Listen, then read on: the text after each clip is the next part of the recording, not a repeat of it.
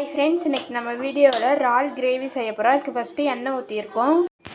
கொஞ்சமாக சோம்பு சேர்த்துக்கோங்க. வெங்காயம் ஒரு தக்காளி கட் பண்ணி வச்சுருக்கோம், அதையும் சேர்த்துக்கோங்க. சின்ன வெங்காயம், இஞ்சி பூண்டு, மிளகு ஜீரகம்லாம் அரைச்சி வச்சுருக்கோம், அது இதில் சேர்த்துக்கணும். இப்போ இதை நல்லா வதக்கி விட்டுக்கோங்க.